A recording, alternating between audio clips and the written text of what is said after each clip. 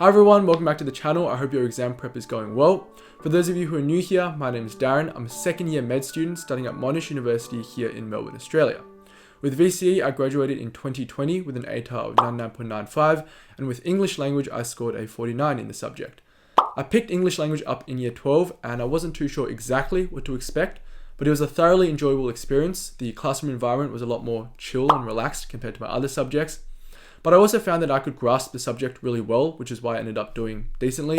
And so I'm hoping to share a lot of those concrete preparation methods with you guys. Today's video will be split in two parts. In the first part, I'll be talking about my exam timings, so what order I sat the sections in and how much time I allocated to each. And in the second part of today's video, I'll be talking about how I prepared for the exam with regards to each section, because the sections are quite different to one another. Enjoy. In part 1, I'll be talking about how I allocated my time and the order that I sat the sections in. Just quickly before we begin, a reminder, your exam is on the 28th of October, which is a Thursday, and is in sort of the latest time slot you can have, between 3 p.m. to 5:15 p.m. Today's video will be going through exam prep, exam timings, heavily exam focused. I will be diving extremely deeply into the nitty-gritty of each section because that's not the purpose of today's video, and also I've done it before. So I have a couple other videos that you can check out if you're interested in specific improvements. So here in this video, I broke down my English language essay, the structure of it, and just how I came up with the essay as well. In this video, I marked a lot of people's English language ACs. You can see it's quite a long video, almost an hour long, and I spoke about what makes a good AC, and I think I gave them a mark as well. In the next part, in another video, these were just my 3 tips on the subject as a whole, and this other video was about the difference between coherence and cohesion, which is an important difference you need to be aware of because examiners often test this. I guess the words look similar and students often aren't too clear on the difference between the two of them. So feel free to check these out, but otherwise we'll head into today's video. So let's begin by talking about the timings that I had. So first, I'll talk about the order that I sat the exam in. So first, I sat the AC. Next, short answer.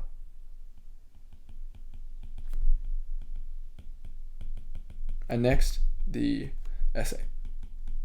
So with the actual exam, you do get 15 minutes reading time. So I'll write that here as well. With how much time I allocated to each, I allocated 40 minutes to the AC, 20 minutes for the short answer, 60 minutes for the essay. So English language is a little underrated in my opinion. The English exam is pretty famous for being 3 essays, 3 hours, but the English language exam is still 3 sections and you only get 2 hours. So it's also pretty rough, and that makes timing even more important. Also, you want to be aware of my reasoning behind the timings and the order of sections. You can switch them around, but you just want to make sure you have a reason for doing so. So first, let's talk about the order. Why did I sit the AC first? Well, the AC flowed on well from reading time. Because in reading time, I would spend 5 minutes on the short answer plus the essay topics. So with short answer, I just get a gist of the text. Is it formal, informal, written, spoken? What's it about? Is it 2 people just chatting? Is it an interview? Just kind of understanding the text so I feel more prepared. For the essay, everyone's curious about the essay topics, so I'd look at them and hopefully there's one that really appeals to me and stands out to me, and that was the case in my exam. And I would spend the last 10 minutes of reading time going through the AC. So what I do in reading time, I always think of my intro. Because I found that the intro, if I didn't think of it during reading time, it would take me a long time to come up and formulate it in writing time, which means that I lose a lot of time. So in reading time, I would spend time on the intro, and that means identifying cramps. You might have a different acronym, but I used cramps for the piece. So context, register, audience, mode, purpose, meaning function, and social purpose, which is more the broader one, the deeper one. And so I'll do that in reading time. So that makes sense that after reading time, I've completed my intro, I go straight into my AC because it just flows on naturally. Next, I would spend 20 minutes. Next, I would move on to the short answer. Short answer, I just kind of wanted to get it done. It was more so because I wanted to spend all of my remaining time and finish off with the essay, because I don't really like writing essays while keeping in mind that I still have stuff to do afterwards. I like being able to really take my time on an essay, and it also feels nice finishing it off because the conclusion just feels like a conclusion to your whole year as well. So that's the reasoning behind the orders. Talk a little bit about the timings. 40 minutes for the AC, 20 minutes short answer, essay 60 minutes. The main reason behind this is that the AC and essays are worth a lot more than the short answer. And so I really felt that I was a strong writer and I really wanted to write a lot and obtain those really high marks. Whereas short answer, it's kind of like this question's 2 marks, this question's 1 mark. You kind of know if you got it right or wrong. Whereas ACs and essays, you really want to build up a great gist. So I'll write that. You want to leave a really strong impression on the examiner to have a good mark. Whereas short answer, it's kind of like they see you've got the right answer and then they just give you the mark because that's how it works. Essay, I felt like I needed a little more time and that's why I gave it 60 minutes. AC, I felt that I could really identify, analyze really, really quickly, and I had really good structures in place for my AC that I'll talk about later as well. And so that's why I allocated it 40 minutes. With short answer, 20 minutes, just get it done. You can allocate a minute per mark, but I didn't find that it was particularly time rushed. And that's why those are the timings. So these are the timings. Have a look at them. Come up with your own timings if you have reasons for that. A few small caveats with practice tests. One, when you practice these, actually I might talk about it in the second part. Yeah, I'll talk about it in the second part of this video. So that's it for the first part. Okay, let's have a look at the second part of the video. I'll be talking about how to prepare for the exam. So how to prepare. And I'll be going through short answer. I have some examples and all that. AC's essay. So short answer. AC. Essay. Oh, Siri just turned on. An essay is general. Okay. How to prepare. Short answer, AC, essay. A few things before this. Of course, you're going to do practice exams. They're really important for your timings, but there are a couple things that you want to keep in mind when you do practice exams. One is practice your timings. Okay, this means that even if you do an individual section, for example, you're just doing one AC, I highly advise you to put down 10 minutes reading time and then 40 minutes writing time and limit yourself to that. Even when you practice individual sections, you want to be practicing the timings that you will apply in the actual exam. That's really important. Next, I'd advise you to use exam paper. It's a really good guide to how much you write. You'll sort of build up a knowledge of how much you write usually, and it just gives you more confidence if what you're seeing in the exam is exactly what you've seen at home as well. And finally, use a watch. Don't use an alarm. Don't use a timer or anything like that, because you don't get a timer in the actual exam. All right, that's it for sort of practice exams. They're important for timings, whatever. But for actually improving your quality, practice exams are not the best because you're really worried about time. You're just worried about getting the job done and practicing what you've always done. Whereas if you want to improve, you should be looking at specific sections. And I'll be talking about how to improve in each of these. So let's start with short answer. Short answer, the first way is really going through really knowing your meta language. Because in short answer, you don't get a choice. It's not like AC, you pick the ones you like, the features you like, and you analyze them. Short answer, whatever they ask you, you copy it, you answer it. And so you need to know every single piece of meta language on these 2 pages. They're going to ask you, what are some examples of taboo language and its effect in lines 5 to 8. They're going to ask you, what is the semantic field between lines 10 and 15? And you need to be able to know what they are, and you need to be able to find it. So how can we learn this meta language? There are a couple ways that you can all do. 1, just know the meaning, search it up. 2, come up with examples yourself about what these features are. So semantic field, you might think, okay, maybe the semantic field of dogs perhaps might be, I'll write this in a bit smaller, might be Labrador, Poodle,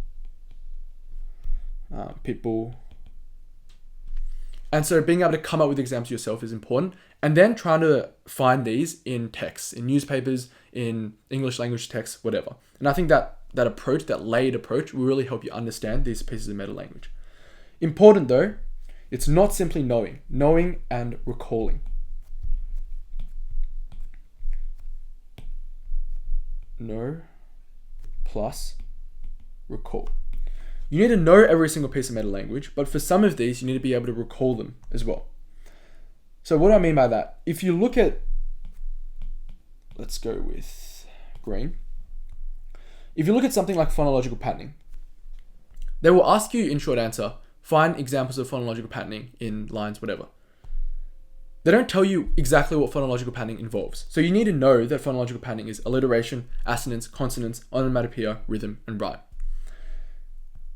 And you can come up with an acronym. That's sort of how I did it. So with this, the acronym I used was AC or AR, which covers all your bases.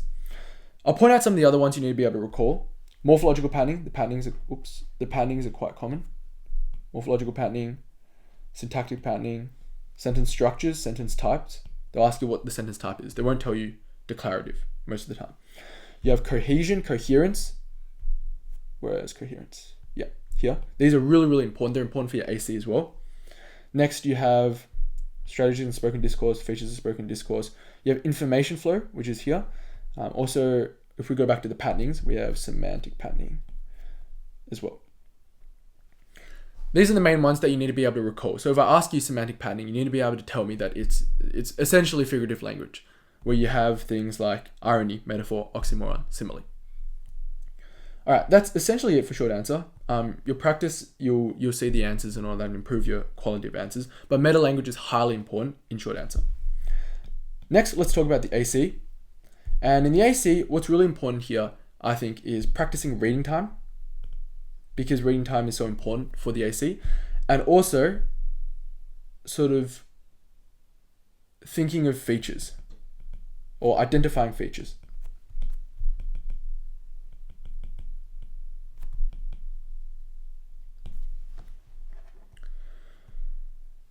With ACs, I had a pretty reliable couple features that I could get my paragraph started off with. So, for example, my AC was written in a sort of thematic approach where I had register, function, social purpose, and then coherence, cohesion, or discourse features, depending on if it was a spoken or a written text. And for example, for formal written or just formal text, if it was a formal register, my usual paragraph would start off with polysyllabic lexemes, normalizations, agentless passives.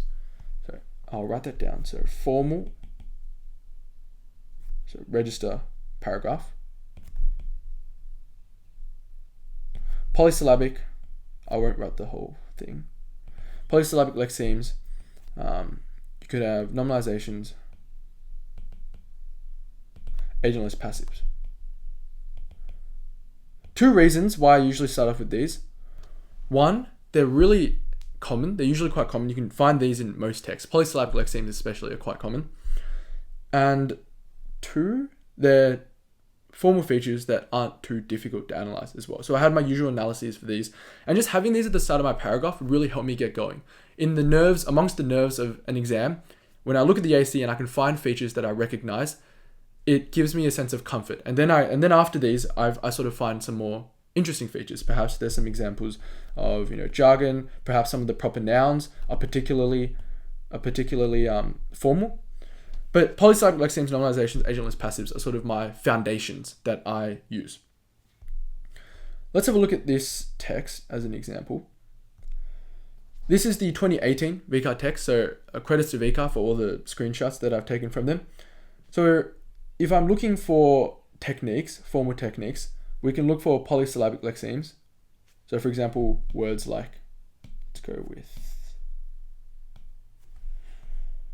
you have normalization, affirmation, any other normalizations. Differences, creativity. You have a lot of polysyllabic lexemes, harmonious, resilient, ingenuity, enthusiasm, creativity. But it's also a choice because you can use some of these in your social purpose paragraph as well because they have really strong connotations. But you wouldn't use all of them in your social purpose paragraph, so you can allocate some of them to the register paragraph. Enriched by those that began with Indigenous Australians. You would take an affirmation and pledge your allegiance. Where else? Any other normalizations? Polysyllabic lexemes. You have continent as polysyllabic lexemes. Normalization. Yeah. But you can usually find some of these in the text and then you can use them. And then it gives me a sense of comfort because I immediately have things to talk about. And if we go back to ACs, preparation, you have your time practice. You also have remembering your intro. So intro, I'll be going through this and thinking about cramps. So the context is essentially just this, but you just reword it a bit. Register, it's formal here. Audience, are the people present at the ceremony. Mode is spoken. Function is to inform them about the ceremony and the background. And I'd say social purpose is sort of presenting Australia as a really welcoming country, as a really diverse country, and a rich and a sort of culturally rich country. And another example, so that's what I'll be doing in reading time, and you can practice that with text, so you can be able to do that quickly, identify cramps quickly, and writing your intro in your head so you can get it out easily when writing time starts. As with techniques, I'll give you guys another example of that. If we go to, I'll move this down here actually, might be better.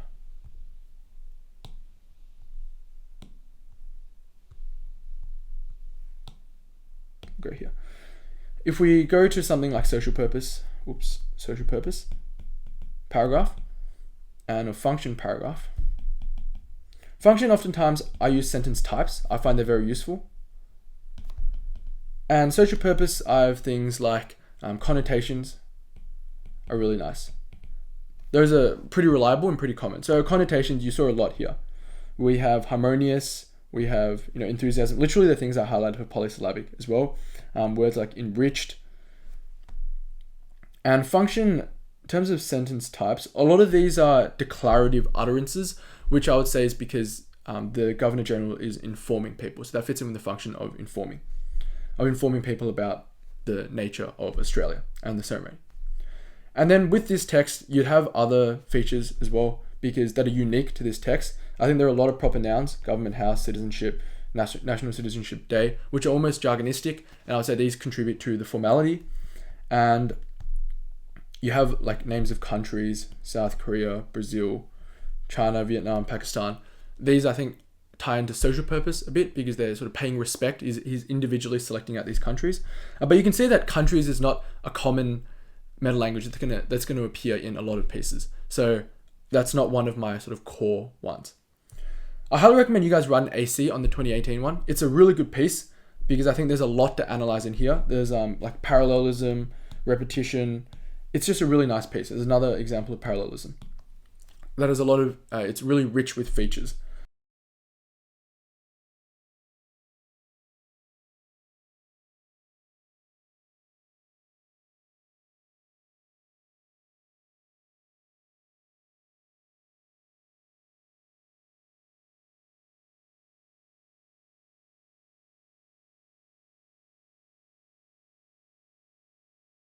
So definitely practice with the 2018 one. Okay, that's it with ACs then. Let's have a talk about the essay. So with the essay, what's really, really important is that you prepare your paragraphs. So prepare, get rid of this, examples. The moment our teacher told us about how the essay works, in my mind, I was like, examples make or break you. Because examples are literally all you talk about. And there's something you prepare at home. And if you have a different example to someone else, like your essay is going to be completely different. Whereas if it's the same, then it's going to be a lot harder for you to sort of do well. Or for you to be different from that other person. So I'll put a picture of some of my examples up on the screen. What I did was I prepared body paragraphs on jargon, on slang, on Aussie English, all those meta language features. And until I had a really comprehensive bank. And the other thing I'd suggest you do, apart from just sort of preparing examples from the meta language, is to look at past exams, past topics. So these are topics in SACs or exams that you might have passed on or just haven't seen before. And then think about what paragraphs would be nice to have in those pieces. And then go out there and prepare those paragraphs. Because if you've been prepared and you have examples for every single essay topic you've seen up until the exam, it's highly unlikely that all 3 topics in the exam are ones you've never seen before. So I highly recommend that preparation. And finally, a bit of planning, of course, is very useful. Look at a topic, think about which paragraphs you would use in that topic, and then think about how you would sort of adjust the paragraphs you've prepared towards that topic. So these 3 steps are really important for the essay. Okay, I'll think that's it for today's video then. Just to summarize, we went through the timings and the order that I set the exam in. we had a look at how to prepare for each of the sections and also how to best maximize each practice exam you sit. Practice exams are tiring, but you may as well sit them precisely and rigorously exactly how you would sit them in the actual exam as well. So good luck with all your exam prep. For some of you, Eng Lang might be your first exam, so it might be a little intimidating, but I hope this video has helped you out. Let me know if you have any questions in the comments below, and I look forward to seeing you all next time.